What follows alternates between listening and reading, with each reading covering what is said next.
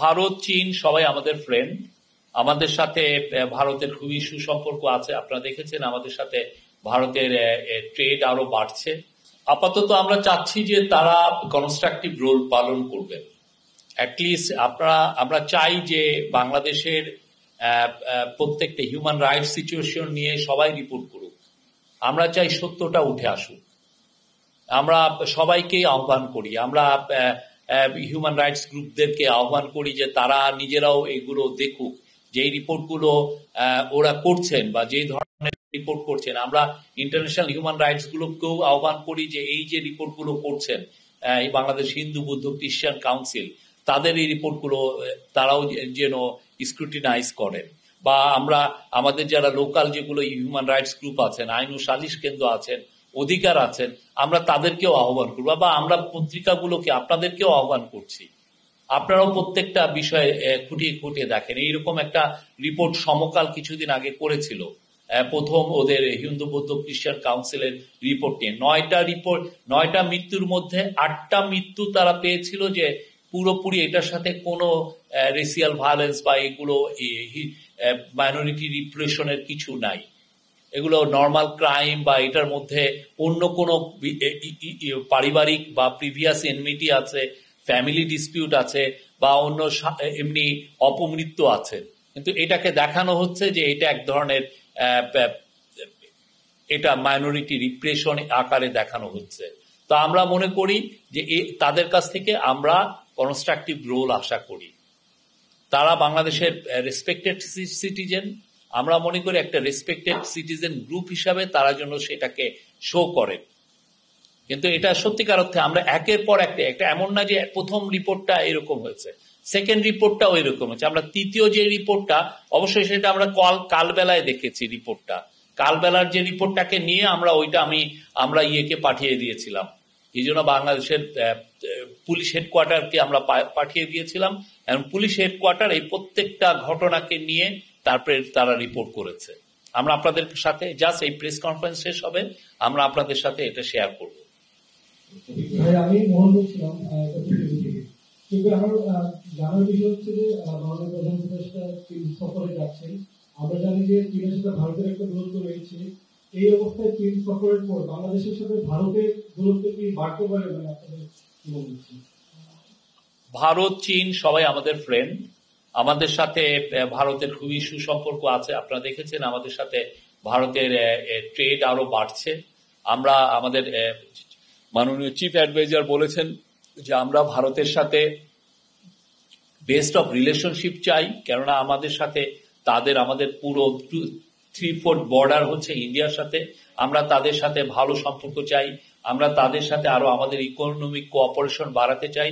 আমাদের chief adviser প্রায় একটা কথা বারবার বলছেন যে বাংলাদেশ, ইন্ডিয়া, নেপাল, ভুটান মিলে একটা সাউথ এশিয়া গ্রিড তৈরি করা যায় কিনা, ইলেকট্রিসিটি গ্রিড, যার ফলে আমরা নেপাল এবং ভুটানের থেকে হাইড্রো পাওয়ার নিয়ে আসতে পারবো। এটা চিপ হবে এবং এর ফলে জীবাশ্ম অত পুরাতে হবে না।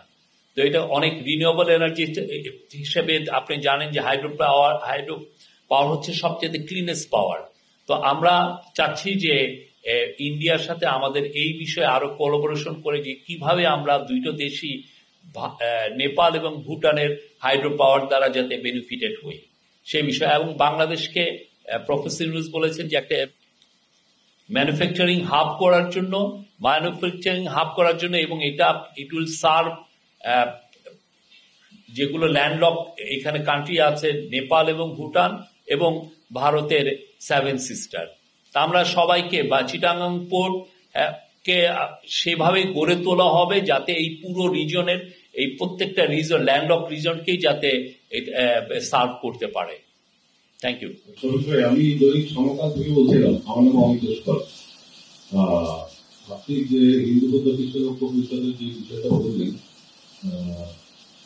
এইটা আমরা সাধারণত দেখি যখন কোনো সংগঠন কোনো সেলিব্রিটি করে, এই সেলিব্রিটি করাতেই এই বইগুলো ছাপা হয় এবং এক্ষেত্রেও মনে হয় সেটাই ঘটেছে।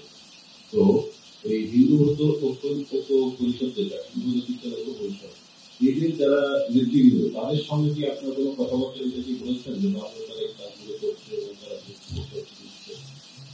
আমরা তো বারবার, আমি এই নিয়ে বোধহয় তৃতীয় না চতুর্থবার আমরা প্রেস ব্রিফিং এর মাধ্যমে বললাম, আপনি যদি সত্যিকার অর্থে বাংলাদেশ একটা রেসপেক্টেড অর্গানাইজেশন হন, অবভিয়াসলি আপনি আপনার রিপোর্টগুলোকে, ওকে আমার রিপোর্টকে নিয়ে, আপনি যেমন আপনি সাংবাদিক, আপনার সাংবাদিকতে আমরা যদি বলি যে আপনার এই রিপোর্টটা ভুল, আপনি কি করবেন? আপনি আবার আপনার রিপোর্টে রিভিজিট করবেন, করে দেখবেন যে আপনার রিপোর্টটা ভুল কি শুদ্ধ কিনা। তখন আপনি আমাদেরকে জানাবেন যে না শফিক ভাই, আপনি যে রিপোর্টটা বলেছেন, যে বিষয়ে তুলেছেন, আমি আপনার সাথে একমত না, আমার রিপোর্টটা শুদ্ধ, আমি আপনার কথাটা নিলাম না। তো আমরা তো এটা বারবার বলছি, কিন্তু ওনারা তো সেটা সত্যিকার অর্থে তাদের রিপোর্টগুলোকে কিন্তু কারেক্ট করছেন না। এটা কথা বলার তো প্রয়োজন নাই, আমরা তো বারবার জানাচ্ছি, এটা তো প্রেস কনফারেন্সের মাধ্যমে আমরা জানাচ্ছি। ভাই আমি এরকম ভালো কিছু আমার দুটা প্রশ্ন আছে, দুটা বিষয়। একটা হচ্ছে যে তিস্তা মহাপরিকল্পনা, এটা নিয়ে চীনের সাথে দীর্ঘদিন ধরে আলোচনা করছে। তো এই যে এমন বিষয় হবে, এর মধ্যে তিস্তা মহাপরিকল্পনা আছে কিনা। আরেকটা হচ্ছে আমরা জেনেছি আজকে স্টারলিংক আমাদের দেশে আসছে। তো আমরা শুনেছি যে এটা প্রাণীকে সম্ভবত এটার সাথে সংযুক্ত হবে, বাংলাদেশের পরিকল্পনা আছে। তো ডক্টর ইউনূস যখন অন্তর্বর্তী সরকারের প্রধান হিসেবে শপথ গ্রহণ করেছেন এবং তার গ্রামীণ টেলিকম স্বার্থ সংশ্লিষ্ট করেছেন, এই ক্ষেত্রে ডক্টর ইউনূসের শপথ ভঙ্গের কোন ঘটনা ঘটেছে কিনা, স্টারলিংকের সাথে গ্রামীণ টেলিকমের যদি সংযুক্ত হয়ে থাকে। ধন্যবাদ। প্রথম কথা হচ্ছে, আপনি পরের যেটা বলেছেন পুরোপুরি স্পেকুলেটিভ। এখনো স্টারলিংক বাংলাদেশে তারা অপারেশন শুরু করেনি, তারা কার কার সাথে চুক্তি করছে সেই বিষয়টাও আমরাও নিজেরা জানি না। তো আপনি নিজেই আগে স্পেকুলেশন করছেন। হ্যাঁ, আপনার পুরো জিনিসটা একটা স্পেকুলেশন। হ্যাঁ, আমার মনে হয় যে আপনি আপনার আরো কমপ্লিট এভিডেন্স নিয়ে আসেন, আমরা আপনার কথাটা শুনব।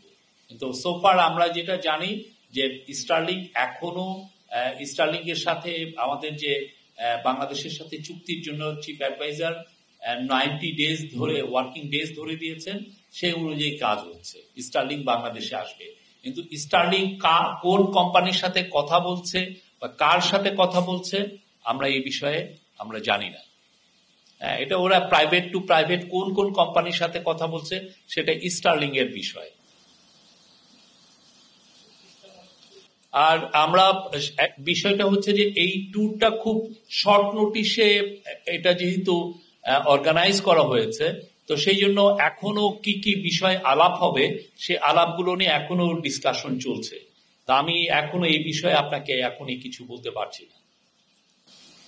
আমি জানি আজকে পোশাক শ্রমিকদের মালিকরা বেতন তার জন্য পুলিশের এবং লাঠিচার্জ করতে যাচ্ছে, এবং মানুষ সমালোচনা হচ্ছে। কি বলবো, পুলিশ আমি পুরো অনেকগুলো মিটিং এ ছিলাম, এটা আমি সেভাবে দেখি নাই। আমি আপনার প্রশ্নটা নিলাম, আমি আরো অন দ্য গ্রাউন্ডের রিপোর্টটা নিয়ে আপনাকে I'll get back to you.